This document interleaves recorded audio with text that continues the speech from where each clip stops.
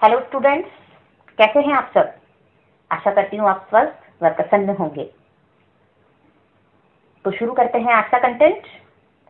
आज हम कक्षा 10 की क्षितिज पुस्तक के काव्यखंड के पाठ 1 सूरदास के पद का अध्ययन करेंगे। तो सबसे पहले इन पदों के रचनाकार सूरदास जी का संक्षिप्त परिचय जान लेते हैं। सूरदास जी भक्तिकाल की सगुण काव्य धारा के सर्वश्रेष्ठ कवि माने जाते हैं। इनका जन्म सन 1478 में यानी 1478 में मथुरा के रेणुका क्षेत्र में हुआ। वे महाप्रभु वल्लभाचार्य के शिष्य तथा अष्ट छाप के कवियों में सबसे अधिक प्रसिद्ध कवि थे। सूरदास जी वात्सल्य और श्रृंगार के कवि माने जाते हैं। इनके काव्य में रचित कृष्ण और गोपियों का प्रेम सहज मानवीय प्रेम को प्रतिष्ठित करता है। इनके काव्य में ब्रज भाषा का निखरा रूप दृष्टिगोचर होता है। इनका काव्य चली आ रही लोकगीतों की परंपरा की ही श्रेष्ठ कड़ी है। इनकी प्रमुख रचनाएं हैं सूरसागर, साहित्य लहरी और सूरसारावली। तो अब आगे बढ़ते हैं हम पाठ परिचय की ओर। श्री कृष्ण का बचपन ब्रज व वृंदावन की भूमि पर बीता। वहां के निवासी व गोपियां सभी कृष्ण प्रेम व मोह के बंधन में बंधे हुए थे। जब कंस के बुलावे पर मल्ल युद्ध के लिए कृष्ण मथुरा जाते हैं, तब वे गोपियों से पुनः लौटकर आने का वादा करते हैं, लेकिन स्वयं न लौटकर उन्होंने उद्धव के साथ योग व ज्ञान मार्ग का संदेश भेजा। उद्धव ने निर्गुण निराकार ईश्वर की उपासना का संदेश देकर गोपियों की उस विरह व्यथा को, वेदना को शांत करने का प्रयास किया, लेकिन कृष्ण की एक निष्ठ व साकार रूप की भक्ति करने वाली गोपियों को उद्धव का यह संदेश पसंद नहीं आया। तभी वहां पर एक भौरा आ पहुंचता है और गोपियां उद्धव का उपहास करते हुए उसे भौरे या भ्रमर की उपमा देती है और यहीं से भ्रमर गीत का प्रारंभ होता है। तो अब हम बढ़ते हैं आगे सूरदास के पहले पद की ओर। उद्धव तुम हो अति बड़भागी, अपरस रहत स्नेह तगाते, नाहिन मन अनुरागी। पुरइनी पात रहत जल भीतर, तारस देह न दागी। जो जल माह तेल की गागरी, बूंद न ताको लागी। प्रीति नदी में पाँव न बोर्यो, दृष्टि न रूप परागी। सूरदास अबला हम भूरी, गुर चाटी जो पागी। उद्धव तुम हो अति बड़भागी। जब श्री कृष्ण का संदेश लेकर उद्धव गोपियों को ज्ञान मार्ग के सिद्धांत के बारे में बताने लगते हैं, श्री कृष्ण का यह मानना था कि उद्धव के ज्ञान पर गोपियों के निश्चल प्रेम का अवश्य प्रभाव पड़ेगा। लेकिन ब्रज में श्री कृष्ण का यह संदेश सुनकर गोपियां उस उद्धव को लक्ष्य करती हुई व्यंग्य बाण छोड़ती हुई कहती है कि हे उद्धव, उद्धव के लिए आया है। बड़ भागी से तात्पर्य है बड़े ही भाग्यशाली, कि हे उद्धव तुम तो बड़े ही भाग्यवान हो। अपरस, अपरस से तात्पर्य होता है अछूता रहना या निर्लिप्त रहना। स्नेह यानी स्नेह, प्रेम। तगा यानी बंधन या धागा। नाहिन यानी नहीं, और अनुरागी यानी प्रेम में लिप्त होना। कि हे उद्धव तुम तो बड़े ही भाग्यवान हो जो प्रेम के धागे के बंधन में नहीं फंसे। आपका मन प्रेम के वशीभूत नहीं है, क्योंकि जो प्राणी प्रेम के बंधन में फंस जाता है उसे कहीं भी चैन नहीं मिलता। पुरइनी पात रहत जल भीतर। पुरइनी यानी कमल का कमल, और पात यानी पत्ता। देह यानी शरीर, और दागी यानी दाग में लगना। तो गोपियां कहती है कि हे उद्धव आपकी स्थिति तो उस कमल के पत्ते के समान है जो जल में रहता है, परंतु उस पर जल का कोई प्रभाव नहीं पड़ता। वह अपने ऊपर जल की एक बूंद भी लगने नहीं देता, ठहरने नहीं देता। क्योंकि कृष्ण के संपर्क में तुम दिन रात रहते हो, उसके साथ रहते हो, लेकिन फिर भी कृष्ण के प्रेम से अप्रभावित हो, तुम पर कृष्ण के प्रेम का कोई भी रंग नहीं चढ़ पाया। गोपियां ये सब उद्धव को व्यंग्य के रूप में कह रही है तेल की गागरी, जो मतलब जैसे, माँ है मतलब भीतर, गागरी यानी कि मटकी या मटका, ताको मतलब उस पर, कि जिस प्रकार तेल से लगी हुई मटकी को जल के भीतर भी रख दिया जाए तो उस पर पानी की बूंदा का कोई असर नहीं पड़ता, हे उद्धव इसी प्रकार तुम भी निर्लिप्त हो। प्रीति नदी में पाँव न बोर्यो, प्रीति यानी प्रेम, पाँव यानी पैर, बोर्यो यानी डुबोना। परागी से तात्पर्य है प्रेम।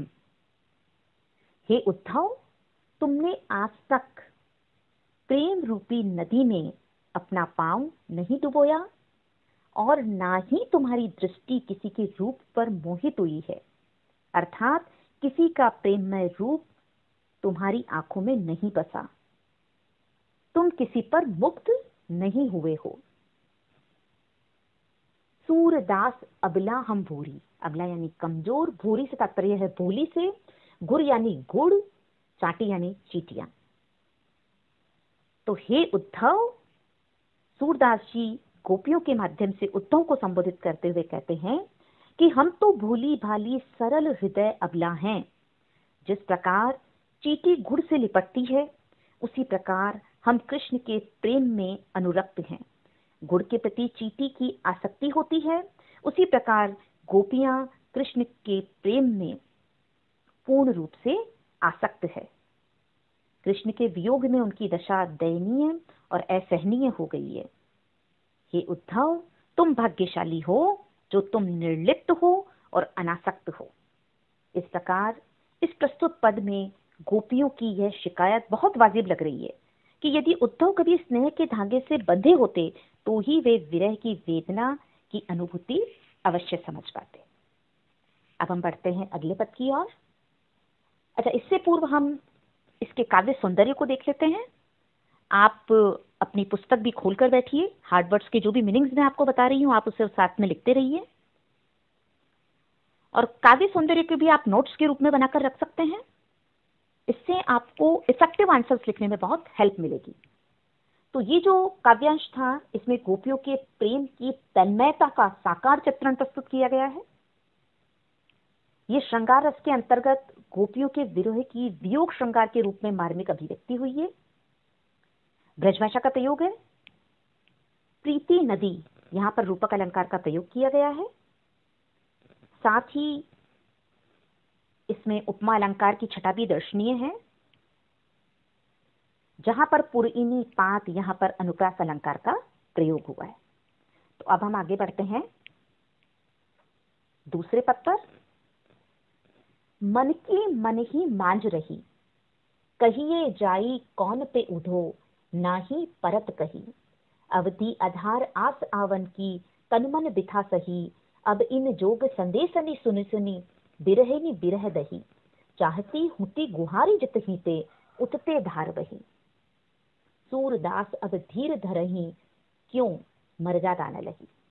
अब देखिए अगले पद में गोपियां अपने मन की पीड़ा को अभिव्यक्त करते हुए उद्धव जी से कहती है कि हमारे मन की पीड़ा, हमारे मन की व्यथा अब हमारे मन के भीतर ही दबकर रह जाएगी। क्योंकि उन्हें बहुत सी बातें थी जो कृष्ण से कहनी थी। वे कृष्ण के इंतजार में ही इतने लंबे समय से विरह व्यथा को सहन कर रही थी। तो अब कहिए जाई कौन पे उधो, हे उद्धव अब हम ये सारी बातें किसे जाकर कहें। नाही न परत कही, यानी अब तक हमें कृष्ण के आगमन का जो विश्वास था और इसीलिए हमने अब तक अपने मन की सारी पीड़ा अपने मन के भीतर छिपा कर रखी। अवधि आधार आस आवन की, तन मन विथा सही, विथा से तात्पर्य व्यथा से है। आस यानी कि आशा, आवन यानी आने की, अवधि यानी कि समय। तो कृष्ण के आने के विश्वास में ही हमने अपने शरीर और मन की पीड़ा को सहन किया था। अब इन योग संदेश सुनी, संदेश यानी कि संदेशा जो उद्धव लेकर आए हैं, योग का संदेशा। सुनी यानी कि उसे सुनकर। विरहिणी यानी कि हम विरहिणियों की, विरह है और दही से तात्पर्य है यहाँ पर जलना, उसका उद्दीप्त होना। तो हे उद्धव, कृष्ण तो नहीं आए, पर ये जो योग का संदेश तुम लेकर आए हो, उसे सुन सुनकर हम वियोग में जीने वाली गोपियों के विरह की आग और अधिक बढ़ गई है। हम उस आग में जल रही हैं।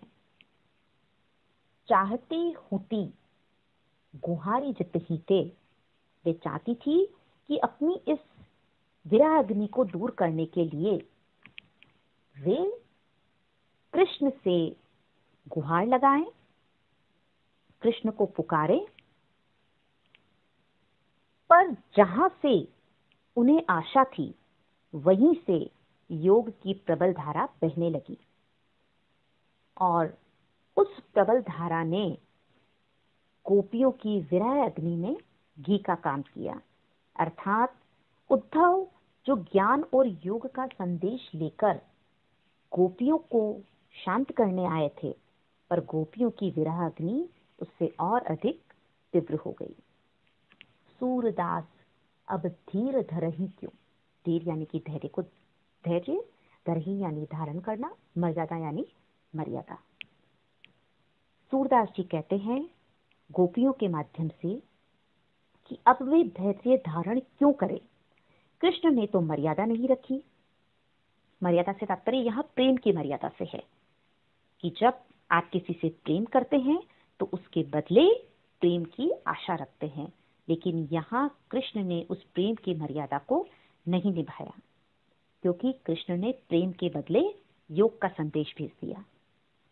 तो प्रस्तुत पद में यहाँ पर भी गोपियों की यह बात बिल्कुल स्वीकार करने योग्य है कि उनके मन की जो अभिलाषाएं हैं, जो इच्छाएं हैं, वो मन में ही रह गई, कृष्ण के प्रति उनके प्रेम की गहराई को अभिव्यक्त करती है।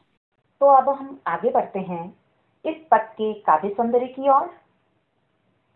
इस काव्यांश में कृष्ण के प्रति गोपियों के प्रेम की गहराई अभिव्यक्त हुई है।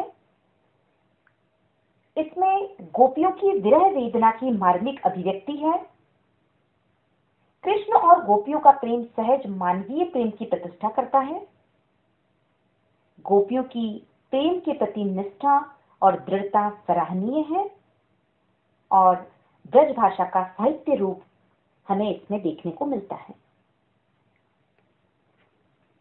अगले दो पदों की व्याख्या तथा परीक्षा प्रयोगी महत्वपूर्ण प्रश्नों की जानकारी के लिए आप सूरदास के पद पार्ट 2 वीडियो को प्रेफर कीजिए, जिसका लिंक आपको डिस्क्रिप्शन बॉक्स में मिल जाएगा। यदि आपको हमारा कंटेंट पसंद आया हो तो वीडियो को लाइक, शेयर कीजिए तथा चैनल को सब्सक्राइब कीजिए। तो मिलते हैं नेक्स्ट वीडियो में, तब तक के लिए गुड बाय।